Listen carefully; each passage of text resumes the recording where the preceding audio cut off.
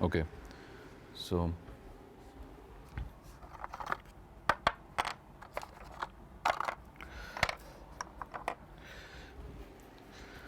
hello everyone. Today I will cover the topic convex learning problem.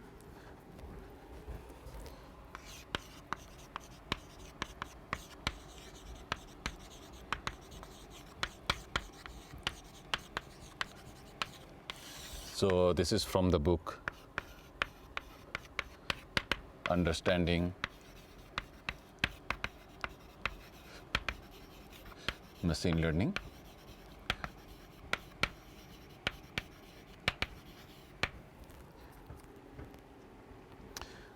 So let me first define a convex set.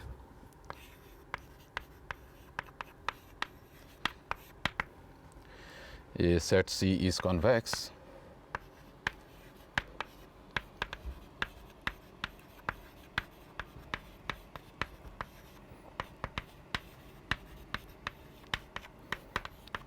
if for any two vectors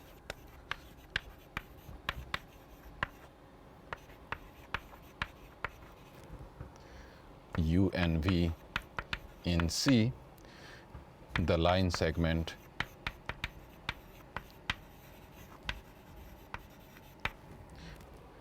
between u and v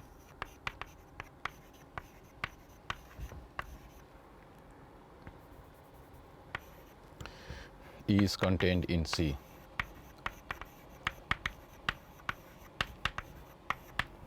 So more concretely, for any alpha in 0, 1, we say that alpha u plus 1 minus alpha v is in the set C. So this parameterizes the line between u and v. The alpha is the parameter. So at alpha equal to 0, the line starts at v, and at alpha equal to 1, the line ends at u. And what we're saying is that all the points joining with u and v is contained in the convex set C. So the examples of convex sets are, first of all, we can take the whole of, let us say, R square, okay, the real line, or even the real line or the 2D planes and so on.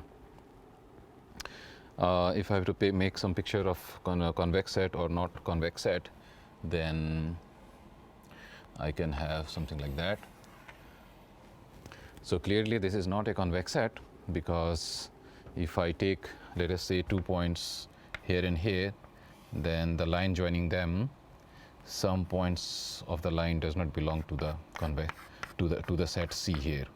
Okay, so this is an example of not a convex set.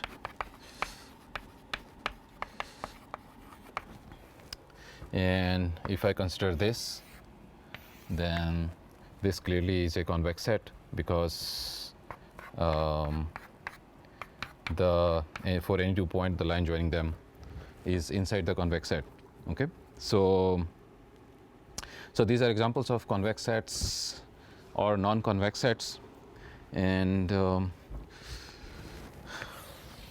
now I will define convex functions.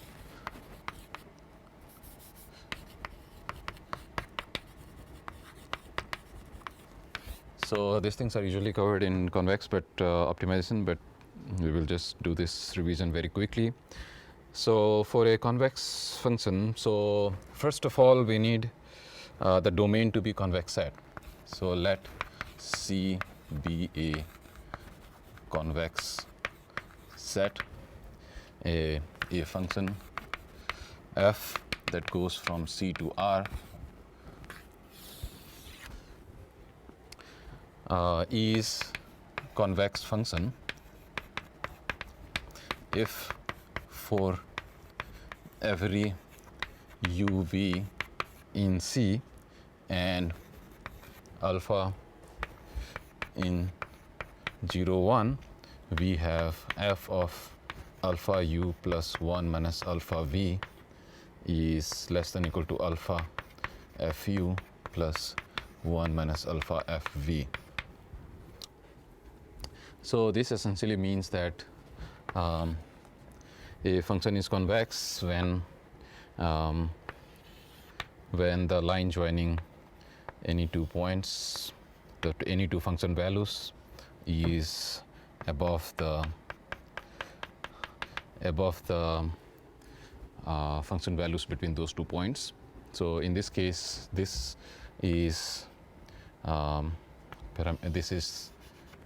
line is parameterized by this, and then these function values are parameterized by this.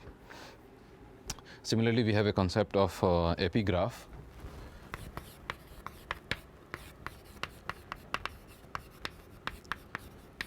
So we define epigraph as set of all x beta such that fx is less than equal to beta. So this means that basically you take all the points above the graph of the function, then it's an epigraph. So basically this region denotes the epigraph of a function. So epigraph can be used to also relate to convexity of a function. So there is a result that says that a function f is convex function if and only if epigraph of f is a convex set. So this is how you relate a convex function with a convex set. A function is convex if and only if the epigraph is a convex set. An important property of a convex function is that for a convex function, every local minima is a global minimum. So these are the facts that one can prove. I will not prove.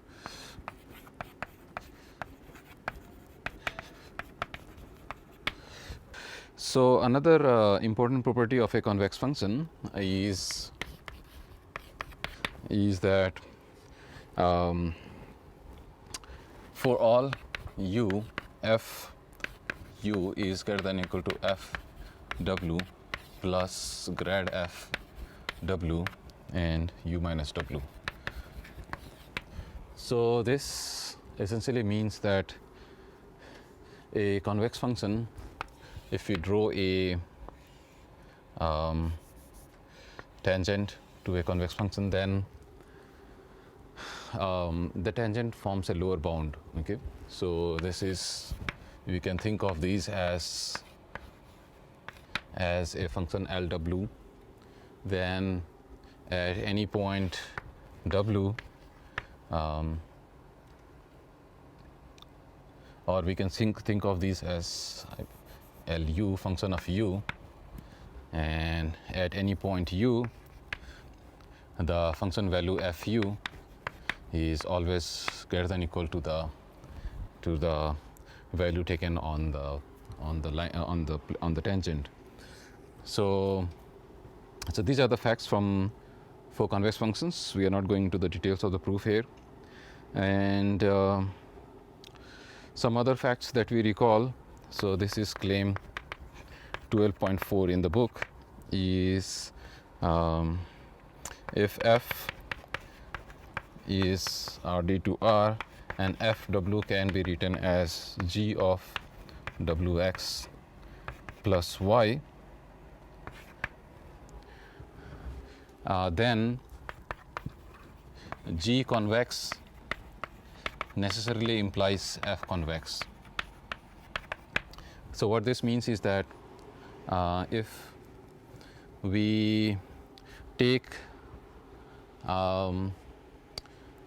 so if we have a convex function and it acts on an affine transformation, then the function still remains convex. So the composition of G with the affine map, so in this case affine map is W transpose X, then it remains a convex function. So these are the basic results that we know from convex analysis. But for this chapter, I'm trying to just recall a few things, and some of the other results that we are, so claim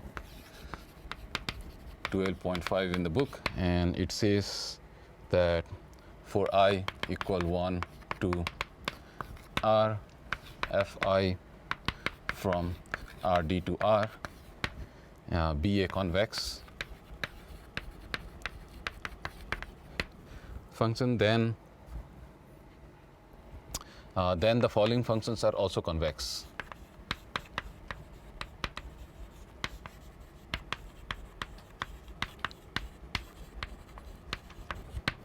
So for instance, Gx, which we define as max of the Fi of x, and I coming from the index set R, and then if Gx, which is defined as the weighted sum of Fi, I equal 1 to R, where Wi's are positive, then this is also we know from optimization course that maximum of convex functions is convex. Weighted linear sum of convex functions is also convex. So we will not do the proof, but we just recall these things. And then we have a concept of Lipschitz continuity. So in today's class we will see what is the role of convex functions, convex sets in learnability, okay, for a machine learning problem. So that's why we are recalling these things. So another thing is Lipschitzness.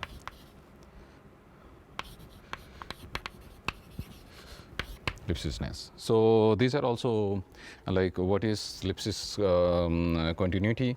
So then we define this as 12.6. So C be a subset of Rd, a function f from Rd to R, or let us say Rk, is rho Lipschitz over C if for every W1, W2 in C, we have f of W1 minus f of W2 is less than or equal to rho W1 minus W2. So these are the basic definitions of Lipschitz continuity. Also we are trying to recall here that a function is Lipschitz continuous if I take any arbitrary two values, then the difference of the functions values on those two arbitrary points is bounded by the difference of the point values, and obviously rho is something positive. So that's called Lipschitz continuity. And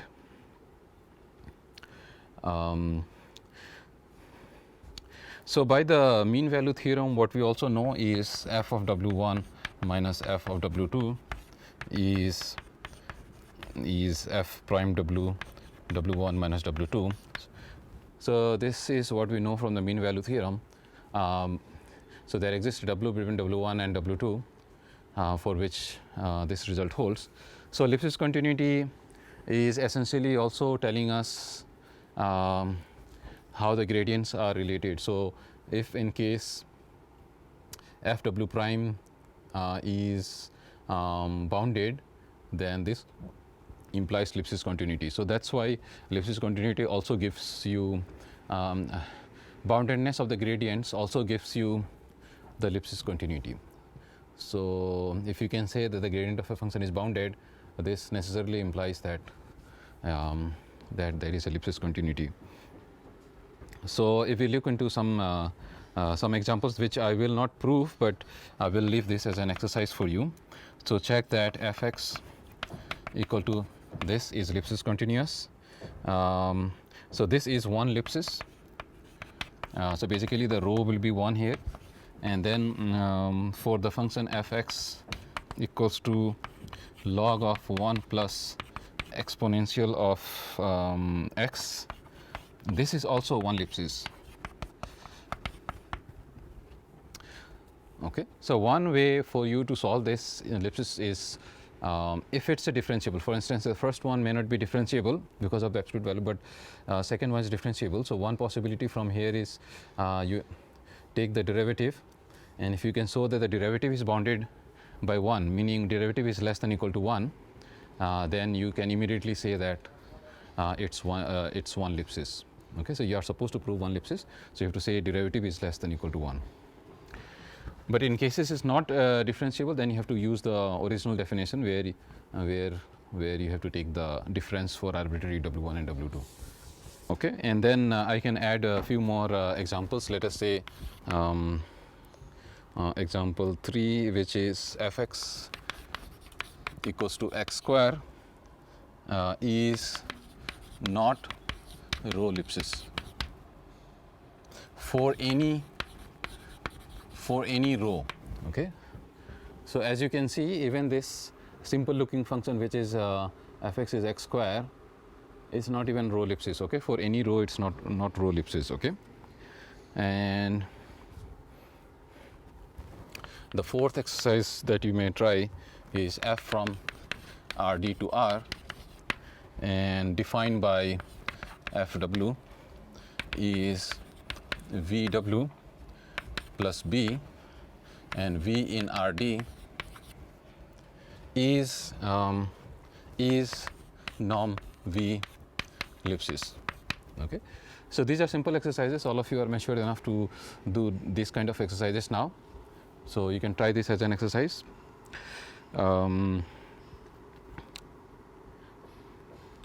Then there is a claim in the book 12.7, and this says if fx is g1 composed with g2, where g1 is row 1 ellipsis and g2 is row 2 ellipsis, then f is row 1 times row 2 ellipsis. Okay, so this is again a result that I will leave it as an exercise. In fact, the proof is there in the book, so you can at least have a look. So if you have a composition of functions and someone tells you that g1 is row ellipsis and g2 is row ellipsis, then you do have that f, which is composition of g1 and g2, will be row 1 times row 2 ellipsis. Okay, so leave this as an easy exercise for you. And then we have concept of smoothness. As I said, we are all familiar with this because we have a full course on optimization in itself, but today we will see the role of convexity, ellipsis boundedness, and all this in the learnability. Okay, so we will define some machine learning problems how this helps, not just optimization. It's about also like pack learning, let's say. Okay, so you will see one proof today how all this helps. So 12.1.3, so smoothness. So all this is a revision for us. So we say that a function is smooth. So this is definition 12.8 from the book. So a differentiable function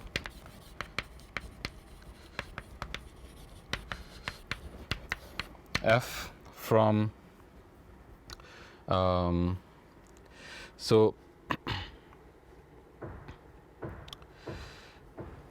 from Rd to R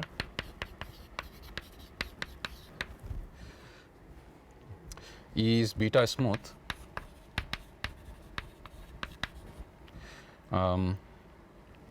if its gradient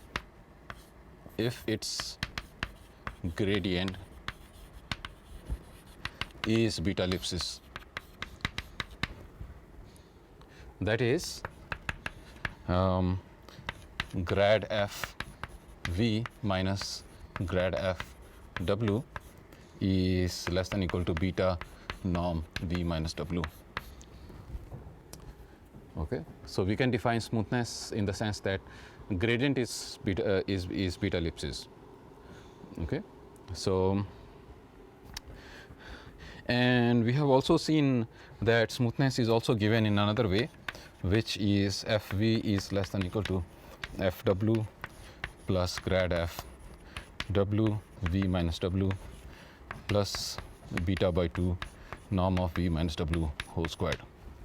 Okay, so we also know that smoothness is defined in this way as well. Okay, so these are things we are trying to recall here. So I leave few things as an exercise for you. So for instance, let us say Fx equals to x square is too smooth. Okay, so then you can try this. You can try to prove that this is too smooth. And example 2 is Fx is log of 1 plus exponential of x is 1 by 4 smooth. Okay, so these are the things you can try. Okay, then there is a result claim 12.9. So this says that if Fw is g of Wx plus b, where g goes from R to R, is a beta smooth, and x in Rd and b in R, then F is beta norm x whole squared smooth. So we may try to prove this quickly. So by chain rule, we have grad Fw is g prime of Wx plus b x. Okay, so this is a composition of g. So the chain rule would say that we are taking derivative with w. So this is g prime of whole thing, and then derivative of this with respect to w will be x, because b is a constant. So now using smoothness of g,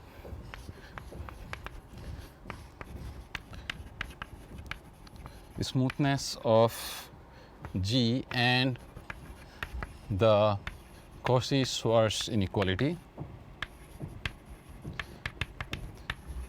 we have Fw, Fv, let us say, which will be g of Vx plus b, and this is less than equal to, we will apply smoothness first. So since it's smooth, then g is smooth, then we have to use this. As a raw first step, we will just substitute in place of v wherever we have v, we take whole thing. Okay, so that will be our first step. So in place of f, we have g basically. So we have g of,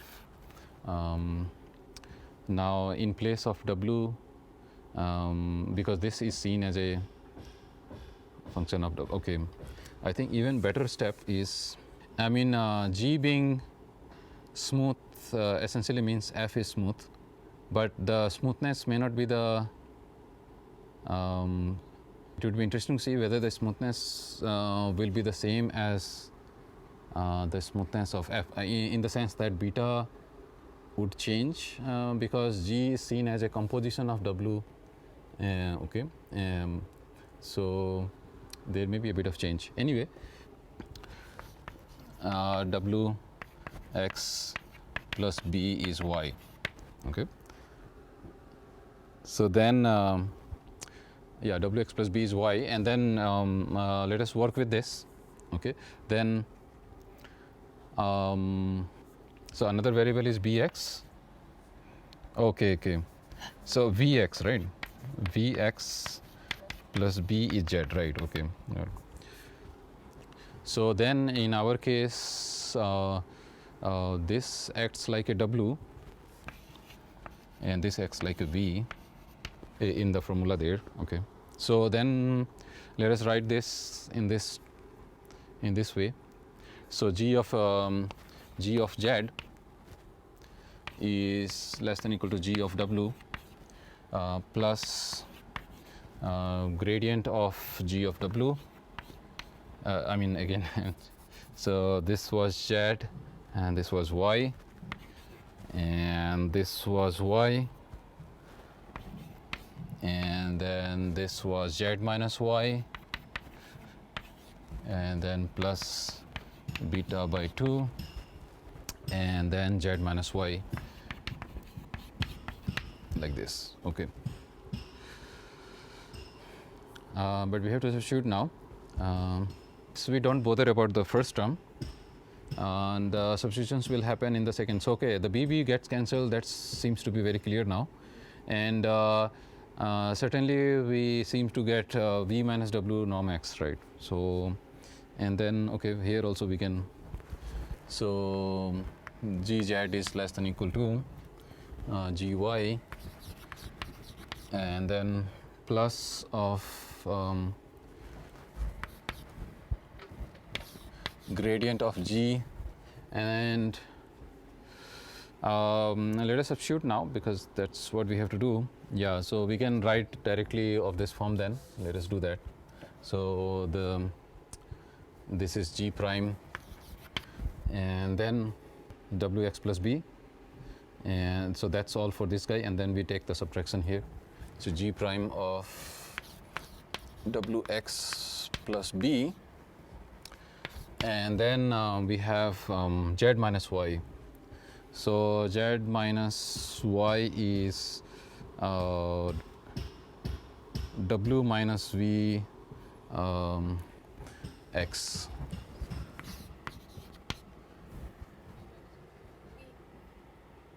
Which one? V minus W, right? V minus W X. And the whole thing close plus beta by 2 norm of V minus W. So in our case it's Z minus Y, and Z minus Y is V minus W, yeah, V minus W X and then norm square. V minus W inner product V minus W X and then norm square. And these are the, at least for the second one, you can see that Cauchy-Schwarz applies there. Inner product of U V is less than or equal to norm of U norm of V, and so that's what is done as the next step. Apply Cauchy-Schwarz now. So this is less than or equal to G of okay, so we have also substituted this Wx plus B, and then plus G prime of Wx plus B and V minus Wx. So this is the inner product. So this is just we have copied, and we will just do this step where we have Cauchy-Schwarz applied there. So this is norm of V minus W, norm of X squared. So it's Cauchy-Schwarz here, and the next step would be substitute for F, because the results we need are in F. F is supposed to be beta norm X squared smooth. So yeah, so first one becomes F of W. So this is F of W, and then the second one is grad F W V minus X. So yeah, V minus X, and then plus beta, because this will also be taken, because this is also given there as a in the part of the smooth of the ellipsis smoothness. So basically this whole thing is taken out and v minus w is left here. So beta by 2 norm of x squared and norm of v minus w squared.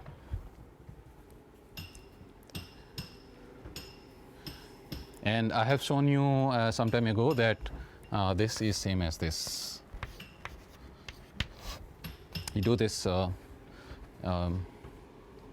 inner product thing, basically you put it here and everything is the same. So as a exercise based on similar arguments, you can try solving these problems. So these are exercise, let's say x in Rd and y in R, and Fw is Wx minus y squared, then so that F is 2 norm x square smooth.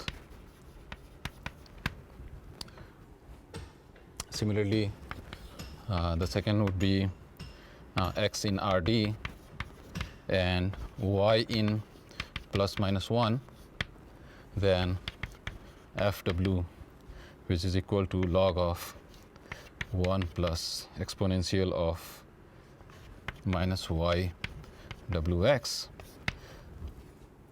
is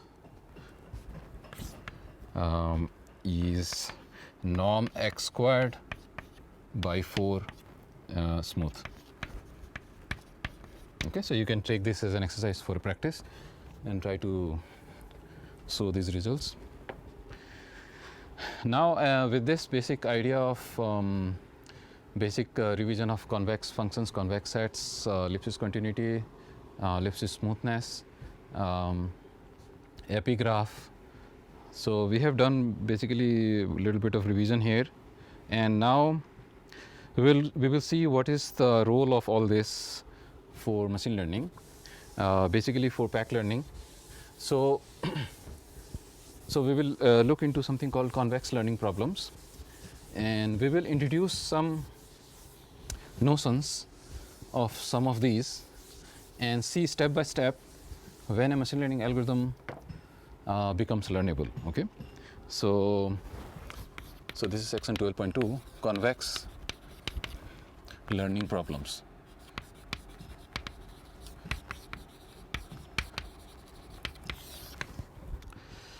So a convex learning problem is defined as follows. So this is 12.10. This is called convex learning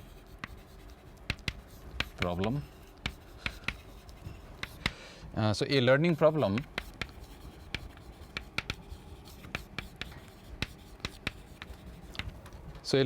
usually contains set of hypothesis class and the space of domains, and then the loss function is called convex if the hypothesis class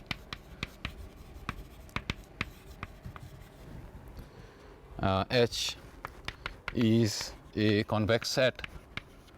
Remember that this hypothesis class is set of functions. So we treat this as a set of functions, and then we say this set of functions form a convex set. So basically you take a convex combination of this and still it should be in H. So is a convex set, and for all Z in Z, the loss function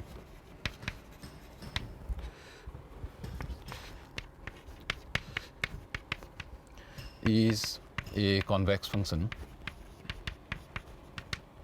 f from H to R and defined by Fw equals to L of Wz. So if you compare it from optimization method, then optimization method only focuses here, and in learning theory you also look into the broad problem of learnability, like the hypothesis class is also involved, the set of classes that I'm choosing, what is the characteristic of those, and then the step where you minimize the loss function, that's pure optimization problem. Okay, so what we are trying to understand is also the full picture, including the hypothesis class requirements. Okay, so this is a viewpoint we will see today, that for instance, making the hypothesis class as a set convex, is it enough? Okay, so we will slowly build on this. So this is another view you can think of. What are the requirements I need, or let's say smoothness requirement.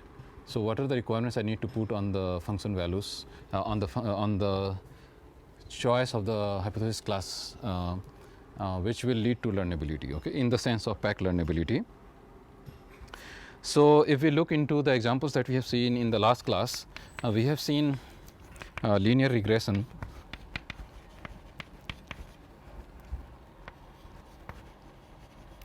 So linear regression, in the linear regression we were choosing set of hypothesis class that goes like that. So essentially these were the set of planes, so that's why they are called linear regression. So essentially we are dealing with a hypothesis class which includes all the planes.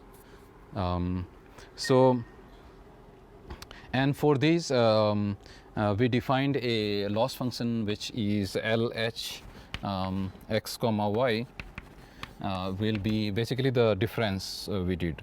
So this is hx minus y whole squared. So this is the loss function we defined.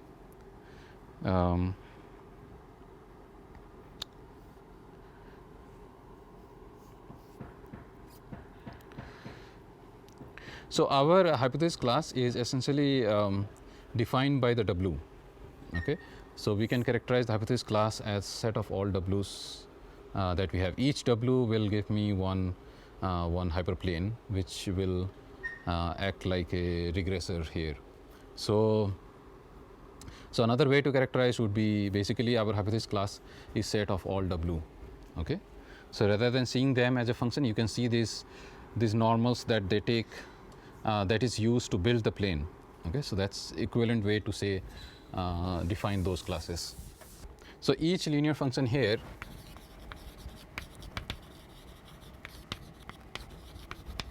is parameterized by the vector W in Rd, and hence we can define H, the space of hypothesis class, to be exactly Rd. Okay, so that's an equivalent of way of saying defining the hypothesis class. And the set of examples which is denoted by the Z set, which includes Cartesian product with the set of features and the corresponding labels, and in this case they are taken to be Rd comma R. So clearly H is a convex set in case of a linear regressor, because H is set H is just Rd. So obviously Rd for any D is a convex set. So clearly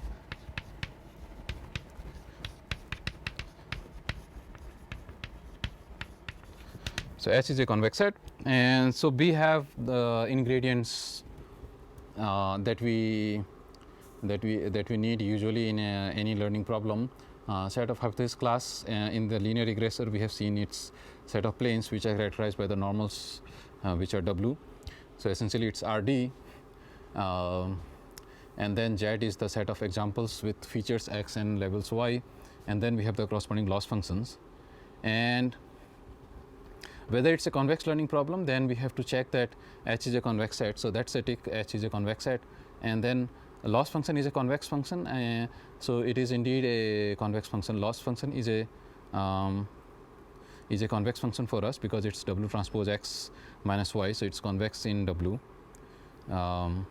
So did I write loss function exactly? No. So L in terms of W is X Y, and this is Wx minus Y. So indeed loss is a convex function as well. So then we can say that linear regression problem is a is a convex learning problem. Okay, that's an example of a convex learning problem. And of course, from the ERM perspective, empirical risk minimization, where empirical risk minimization is a stage where we are solving the optimization problem.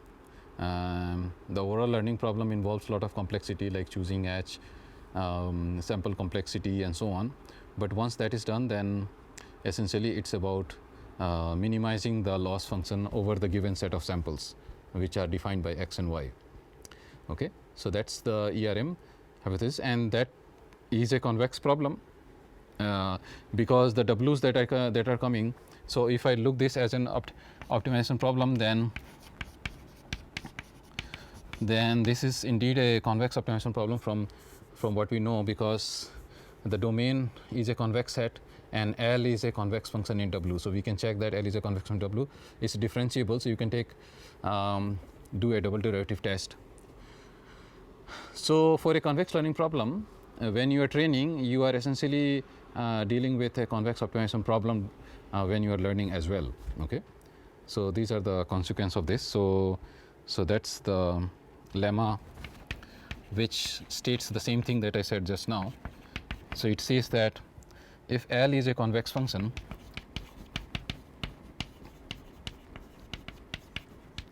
L is a loss function which is convex, and H is convex. So basically the space of hypothesis is convex, then ERM problem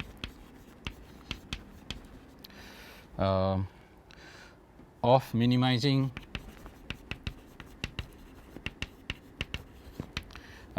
empirical loss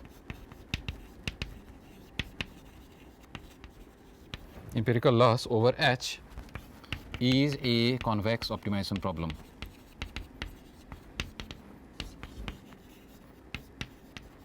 So in the broader scheme of things, where we are dealing with convex learning problem, obviously when we are training, we are dealing with convex optimization problem. So that's what this fact says. A quick proof of this is that ERM hypothesis computed over the sample is argmin of W that goes to H, LS of W. So recall that LS was the one loss that is computed over the sample. So for the sample S, which is Z1, Z2, Zm, for every W we can compute LS W, so which is 1 over M sum of this small LW.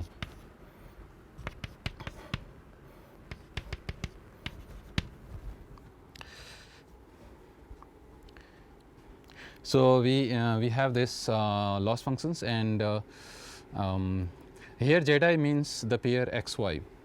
So if you want to see a single Z is this. So when I call Z1, then this is the sample x1 and the level y1. So I have written this compactly here, Zi. Zi's are the samples. Samples always include features and labels. So empirical risk minimization means that you minimize your empirical loss over the set of hypothesis class, and obviously if we do this loss over all the samples, here there are M samples, and so so this is a convex function because it is weighted sum of convex functions. Basically these are, here the weights are kind of 1 by M. Okay, so this is a weighted sum of loss of convex functions.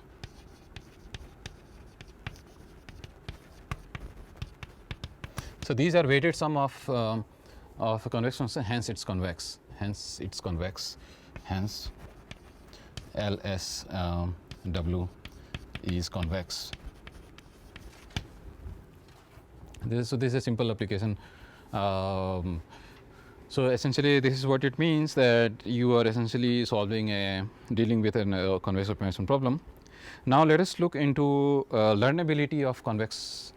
So given that all this setting is there, can you guarantee that you can learn? Okay, basically there will be, like, once you learn on the actual distribution, you will make less error. So that's the pack learnability, where we are also looking at the generalization ability of the method. So although I can minimize, although there is a convex optimization problem, so there is a guarantee of convergence with some added properties, then, but the machine learning problem doesn't stop here, right? Machine learning problem is about, can you generalize, although you have made the zero loss on the sample, but can you generalize? Like, what if I give you a new data, which is X star, new data, can you predict the level for that, right? So machine learning problem is one level more difficulty here. So even if you have a convex learning problem, can you guarantee that generalization will happen? So the error that the problem will make on the new data point will be minimal. Okay, so as we will see now, that we need a few more properties. So only convexity is not enough. So this is what we will prove, that it may not be pack learnable, in the sense that it may not generalize to test data. So implementing the ERM rule for convex learning problems can be done efficiently, that we have seen.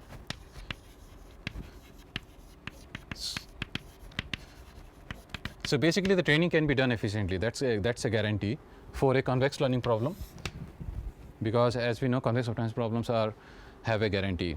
Okay, but for machine learning that's not enough. So the natural question is, but is convexity sufficient for the learnability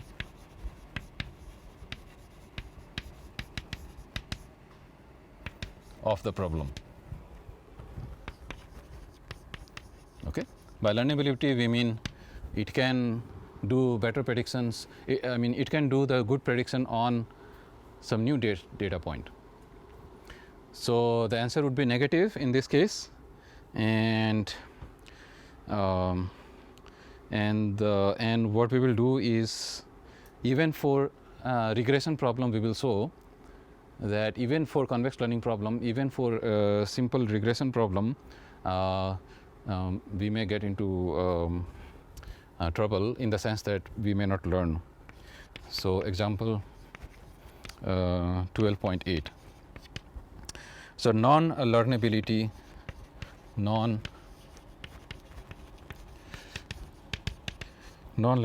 of linear regression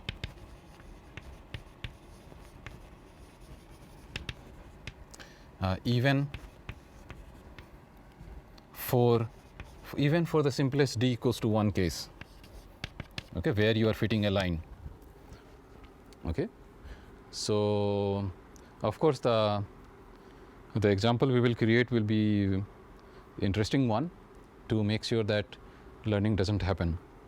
So let us define the three ingredients that we need for a learning problem: H, the hypothesis class; Z, the set of samples; and the loss function. So since we already clarified that it's a linear regression, so more or less many things are fixed. The only thing that is not fixed is the samples that we will choose, because my goal is to make it non-learnable. So my samples that I will choose will be carefully handcrafted one. So in this case, the H is, since D is 1, so our H is just R, and the loss function is the same as before, which is L W X Y, which is W X minus Y whole squared. So that's the loss function. So let A be some learning algorithm we have developed, okay, which produces a good W, okay, which will fit the data. Okay, so let A be an algorithm that um, that learns a W. Let A be any algorithm, and by the way of contradiction, let so we can assume that A is a successful PAC learner.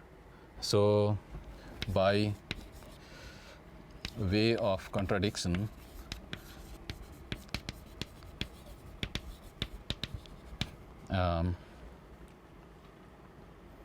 assume that A is a successful, I mean this is what we are supposed to contradict, so we are assuming that, let us say that successful PAC learner. So that means that there exists a function m such that for every distribution D and for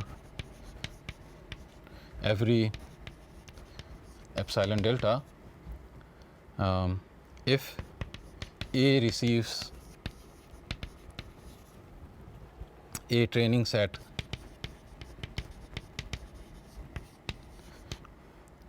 of size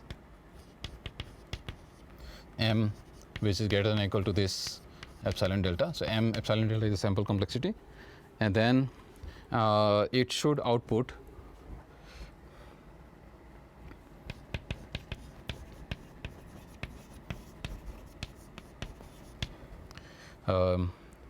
yeah, so it should output with probability at least 1 minus delta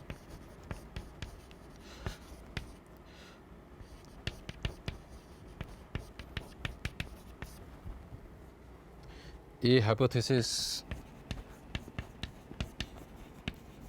W hat, which is some obtained from applying the algorithm A on the sample S, such that the loss W hat minus the minimum of the loss, which is LD W, is guaranteed to be less than or equal to epsilon.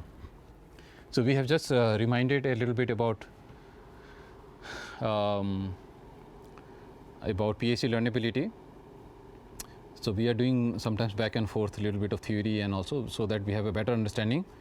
So here we will see why Lipschitz continuity, boundedness, all this also plays a role in learnability. So here what we have recalled is what essentially means a learnability, PAC learnability that we did a few weeks ago. Basically, you are supposed to give a minimum number of samples that you have, and then your algorithm will create a hypothesis for you. In this case, for linear regressor, the hypothesis class is denoted by the W hat, and if you use that W hat, then on the test data you are not far from the true minimizer on the test data. So basically you guarantee a epsilon accuracy. Okay, so that's what we call that the problem is learnable. Basically it generalizes also on the test data. Okay, although you tested your algorithm, train your algorithm on the sample, but eventually you are dealing with the test data, and there also you are doing well. So this is what we will try to show, that linear regression problem will fail to have this guarantee. Okay, so let us try to prove this. So now we will set up some examples where it is supposed to fail. Okay, so let us it will be a very simple example, but carefully done. So let us say choose epsilon equals to 1 over 100. So basically we are saying that I want an accuracy for a given epsilon. So this is like the continuity or something that we prove in real analysis, right? So epsilon is something your choice, and then based on your choice I will create minimum number of samples, and then after that I will give you a guarantee that I will get to the epsilon accuracy. So here let us say someone gave me epsilon equals to 1 over 100, and then I am supposed to guarantee that my algorithm will be within epsilon distance. So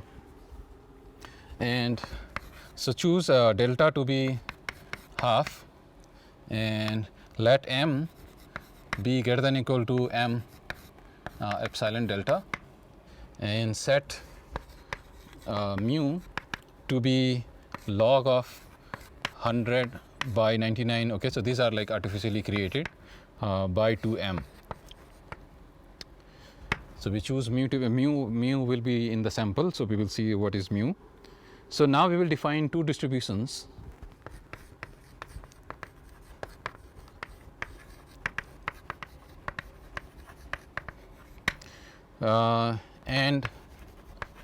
And we'll show that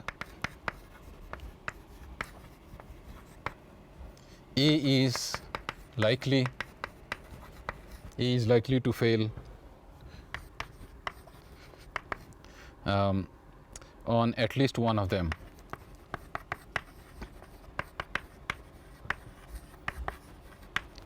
Okay, so this is our goal, basically to prove that learning cannot happen. Okay, that's what we are trying to prove here. So the first distribution D1 is supported on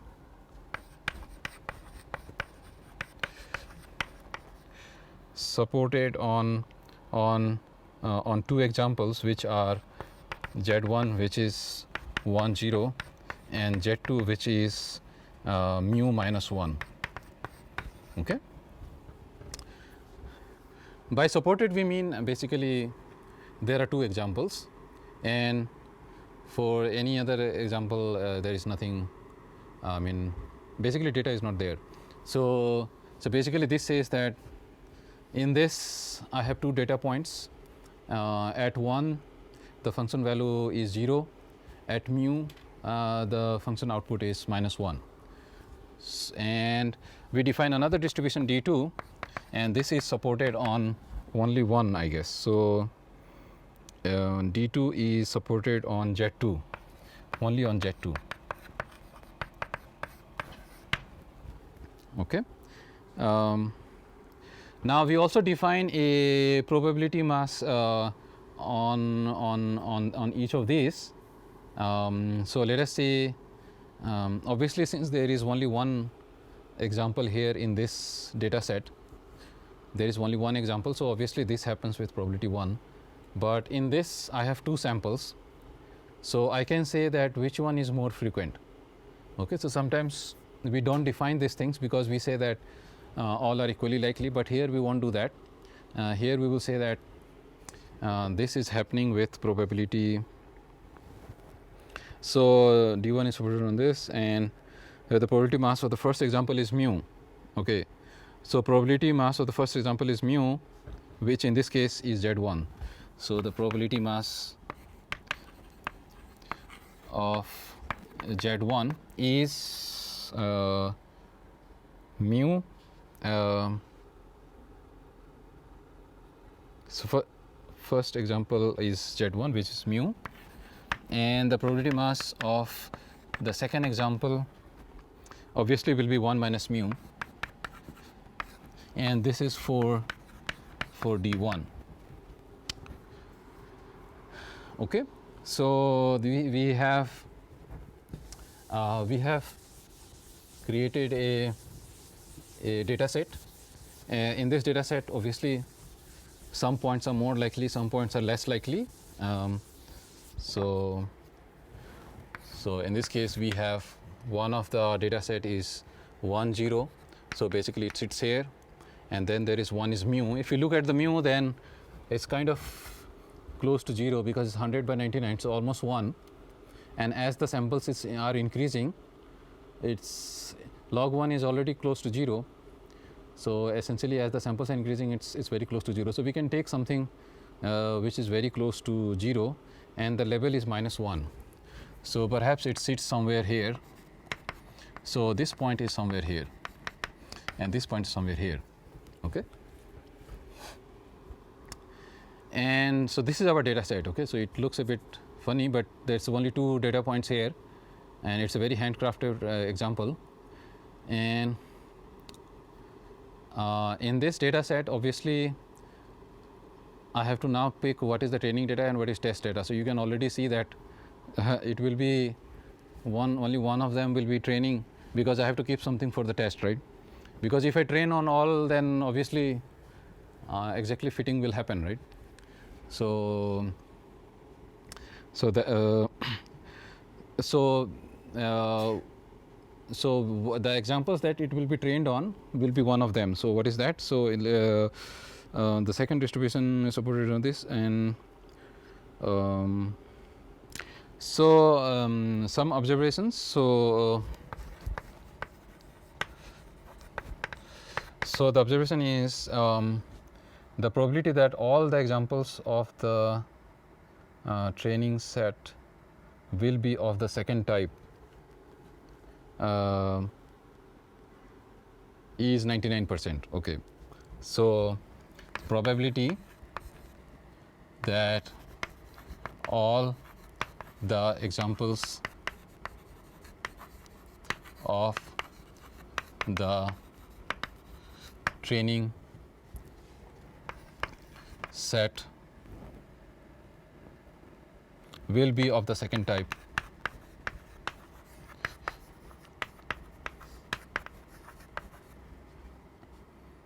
is 99%. We are doing linear regression in one dimension here.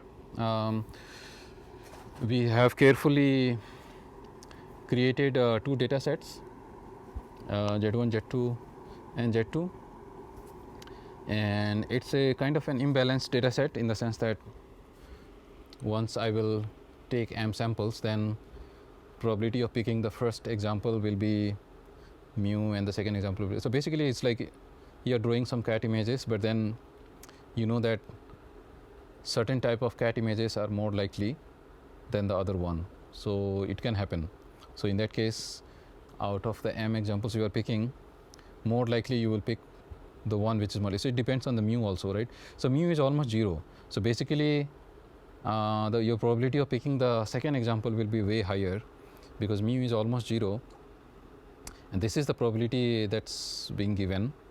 So probability mass means the probability. So probability of picking Z1 is mu is almost 0. So basically you will pick Z2 very often, 99% of the time compared to Z1. So this is trivially true for D2, because D2 only has this guy. So you will pick this all the time.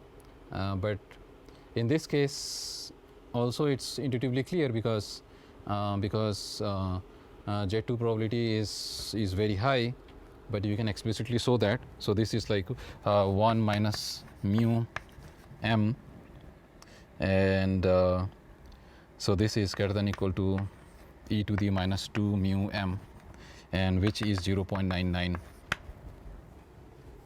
Okay, so we can say what is the probability of picking Z2. So basically this is with m times, let's say, then basically the probability is 1 minus mu and applied n times. So that will give me the probability, and it's lower bounded by this, which is 0.99. We have proved this, and for the second data set it's 100%, so it's greater than 99. That is also true. Okay, so now let us fix a training data set. So in this case, let us say so A receives a training set of m examples, each of which is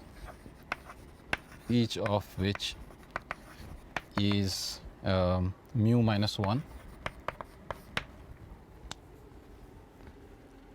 Okay, so let us say we have a training set of m examples.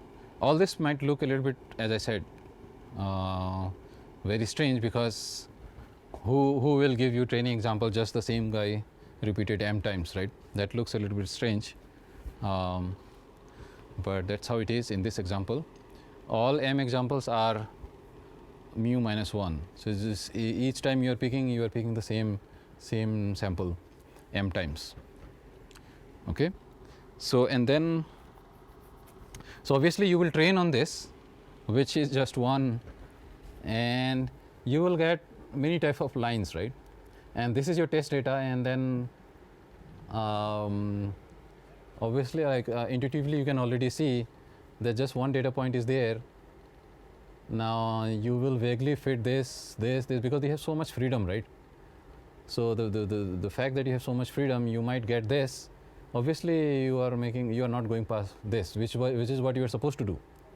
The optimal line fitting of this would be this, but since you are shown only this, you will do arbitrary stuff like this, like this, like this, and when you check the true error where test data point will come here, and you are making a lot of error.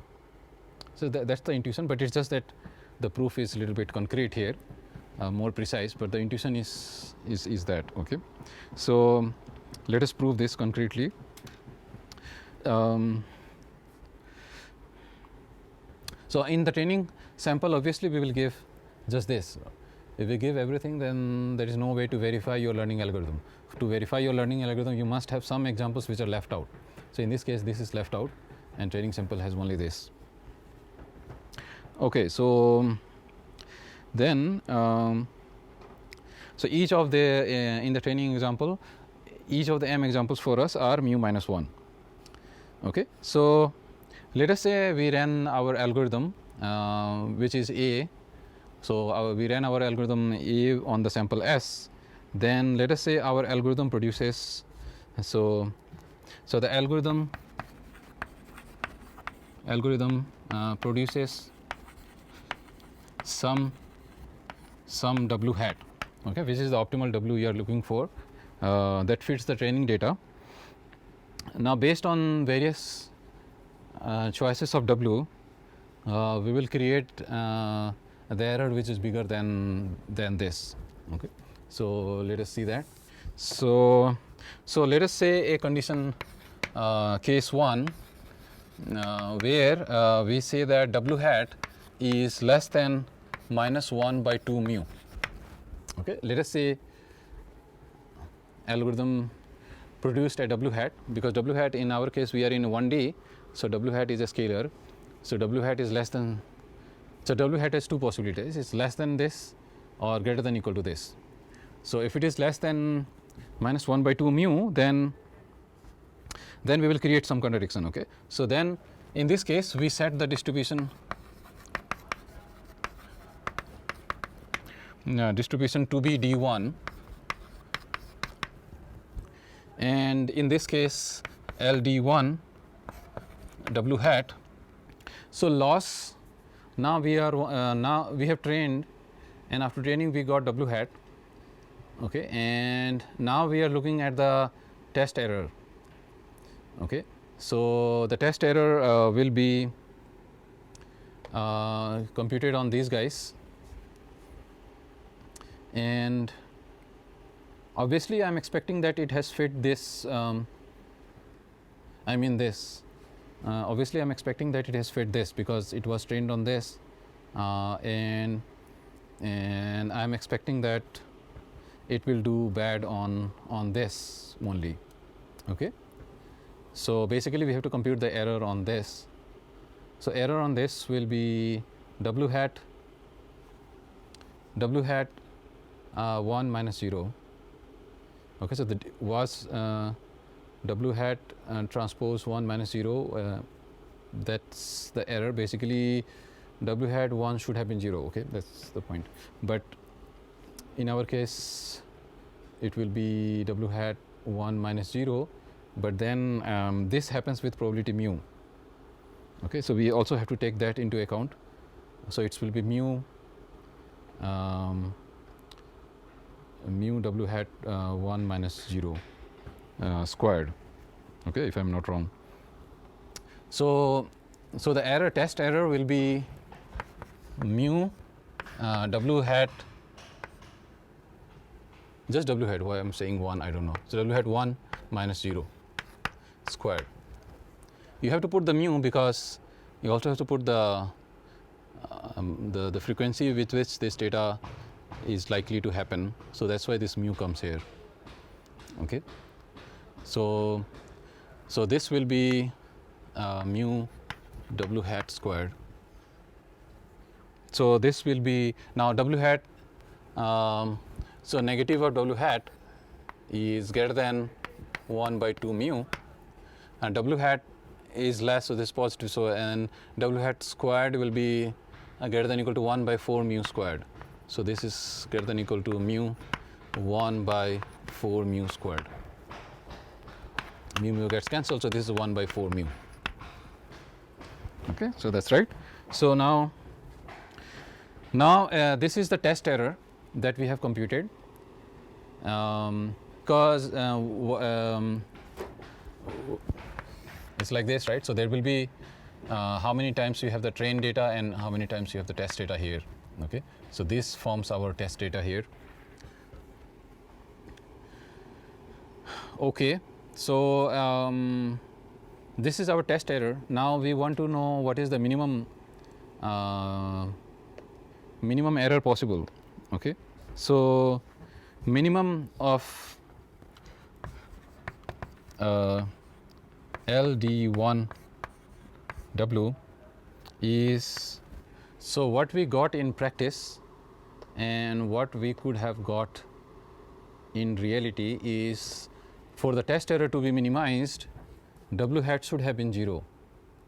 So the ideal would be LD1W, okay, and which is, and so if I put LD1, the minimum possible, yeah, okay. So minimum possible would be, I think one thing we should be careful is when we are computing the loss over the distributions, it's actually the whole data set, because distribution means whole data set. But here I have skipped the second part because that will be 0 by default, because it has trained on that.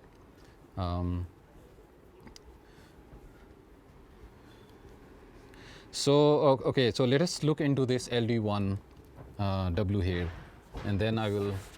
So LD1W will be the losses computed over the whole distribution, let's say, so here and here.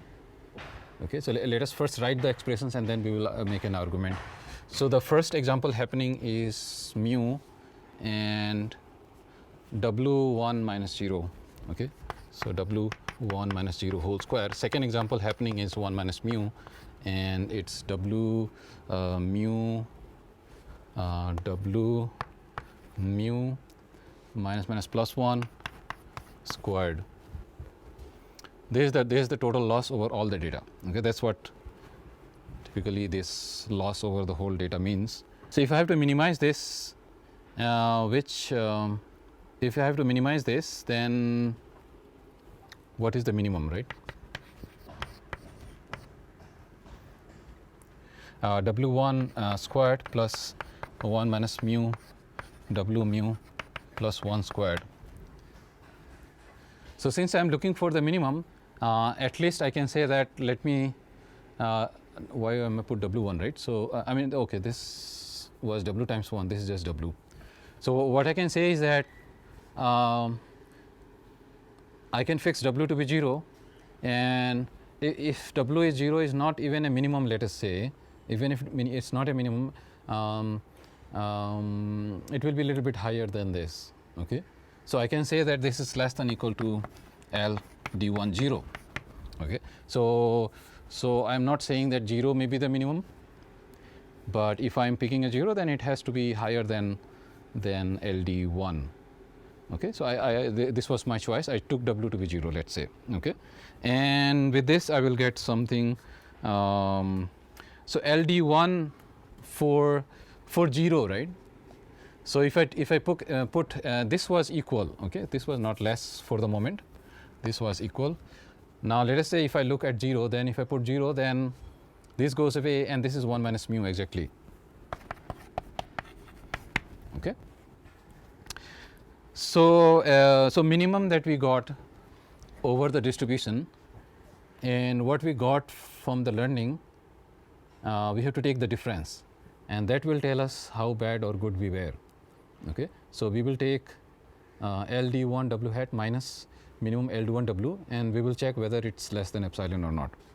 So this implies LD1 W hat minus minimum of W LD1 W is greater than equal to, yeah, is greater than equal to, because this guy is less than, because we got a upper bound here. So now I can say that this is less than, this is less than this. So negative of this is greater than negative of this, and then I will add this. So that's how I can say that this is greater than equal to 1 by 4 mu minus 1 minus mu, and which we claim is greater than 1 by epsilon, which is 1 over 100, which perhaps is true, but here it's greater than epsilon. So perhaps it's true, because mu is very close to 0 if you recall. So 1 by 4 mu would be very, very large. So definitely it's greater than epsilon. Okay. So we don't even have to kind of, epsilon is very close to, I mean close to 0, so we can claim that this is greater than epsilon. So we proved that our learning algorithm produced some W hat. So one case, if W hat is less than this, learning does not happen, and similarly we will say if W hat is on the other way, also learning won't happen. So let us see also the other case, when, so I'm not writing this here, because, so this was 1 minus mu W hat mu plus 1, but this since this trained on this data, so this must have been 0 for that W hat. Okay, so I have not used that, but that was evident. So now I didn't say that it occurs at W equals 0. I said that it greater. I choose some W. I did not really solve this, which W happens, but I say for W0 it's certainly going to be larger, and just use that.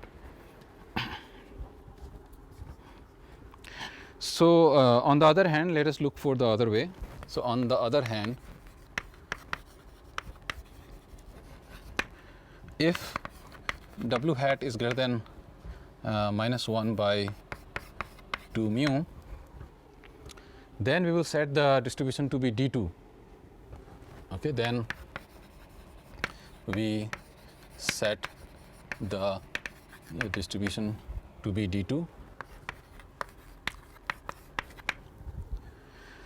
So D2, if you remember, D2 was entirely supported on Z2, and Z2 was mu minus 1.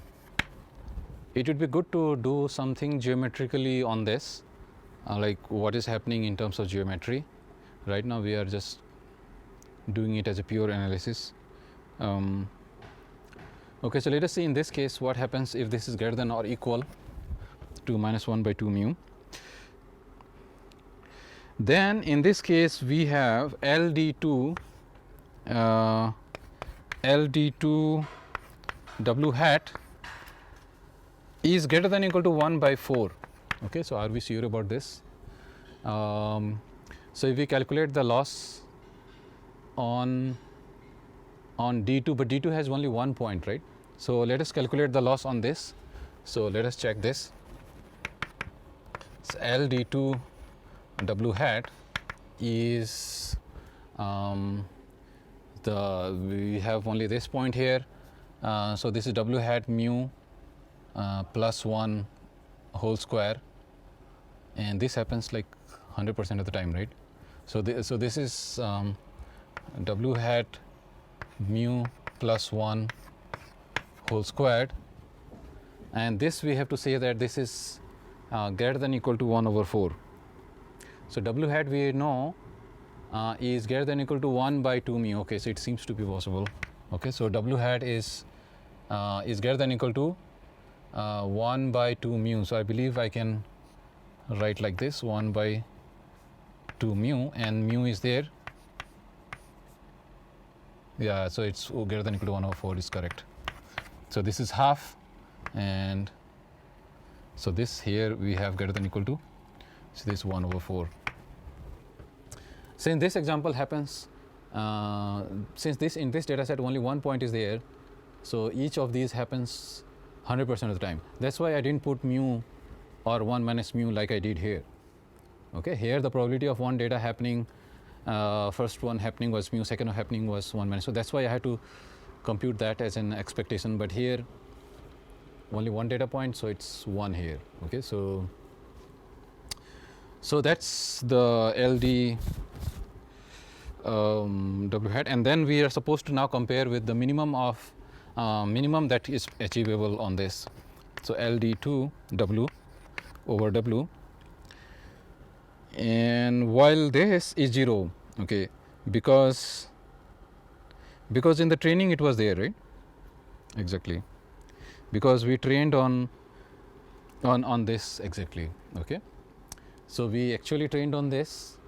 So no, sorry, what I'm saying, like training, yeah, I trained on this, but then the whole distribution is the same, so the minimum will be 0, right?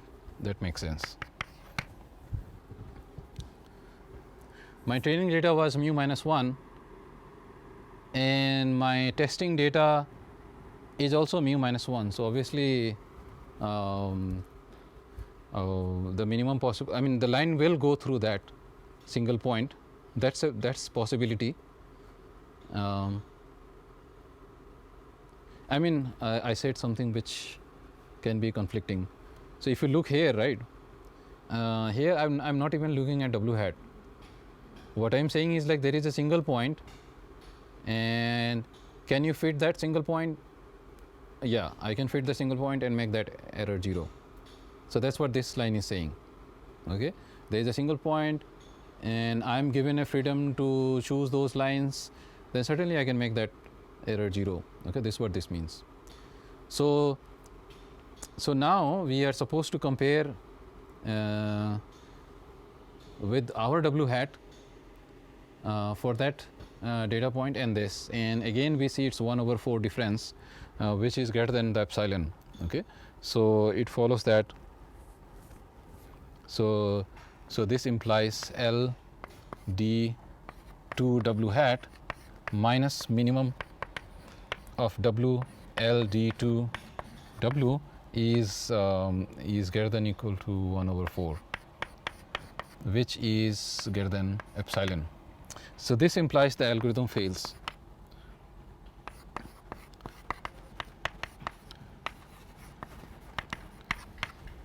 Okay, this implies the algorithm fails again.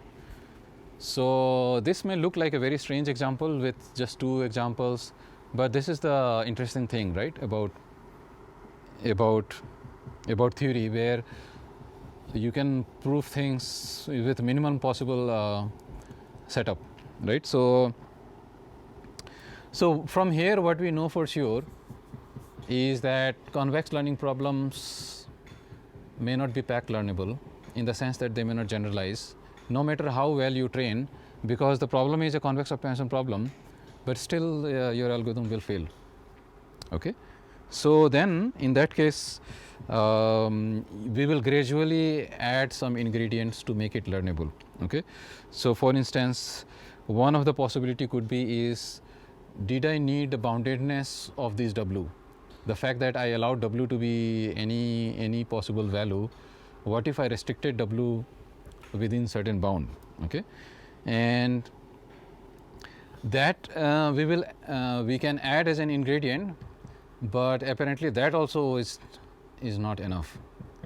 Then some other ingredient will be added, which will be smoothness, okay, and then it will make it pack learnable. Okay, so these are the ingredients we are supposed to do. I have to stop for today. So we will see in this chapter how gradually we will add some ingredients and eventually make it pack learnable within this convex learning framework. Okay.